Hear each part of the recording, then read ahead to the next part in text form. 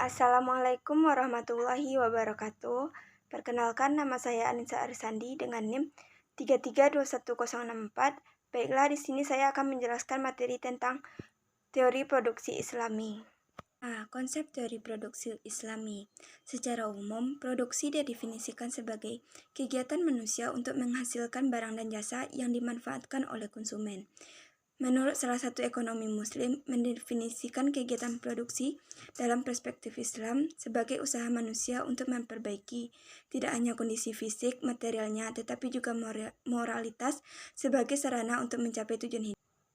Faktor-faktor produksi yang pertama, modal atau kapital, yang kedua, tenaga kerja, yang ketiga, kemampuan atau keterampilan atau skill, yang keempat, tanah. B. Perilaku produksi Islam adalah menciptakan suatu produk dan jasa.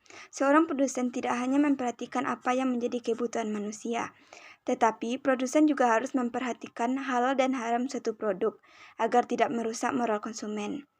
Dalam perspektif Islam, merupakan ilmu yang mempelajari perilaku ekonomi manusia di mana perilakunya diatur dalam agama Islam.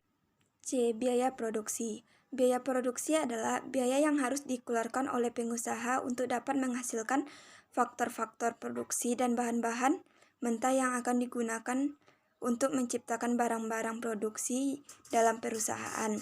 Contohnya, biaya produksi adalah pembelian tanah, gaji karyawan, mesin, bahan baku, dan lain-lain. D. Efisiensi produksi dan skala ekonomi. Efisiensi adalah suatu ukuran keberhasilan kegiatan yang dinilai berdasarkan besarnya atau sumber daya yang digunakan untuk mencapai hasil yang optimum. Skala ekonomi merupakan fenomena turunnya biaya produksi per unit dari suatu perusahaan yang terjadi bersamaan dengan meningkatnya jumlah produksi atau output. E. Perbandingan konsep produksi Islami dan konvensional. Konsep produksi dalam Al-Quran memiliki arti sebagai bentuk usaha keras dalam pengembangan faktor-faktor produksi yang diperbolehkan.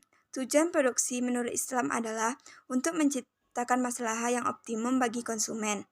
Dengan masalah yang optimum, maka akan tercapai falah yang merupakan tujuan akhir dari kegiatan ekonomi. Konsep produksi konvensional. Salah satu ekonomi barat yang terkemuka adalah John Maynard dalam konsep ekonomi dan konvensional. Tujuan dari produksi ialah untuk memperoleh laba sebesar-besarnya. Menurut Keynes, tujuan dari suatu produksi adalah untuk memuaskan konsumen.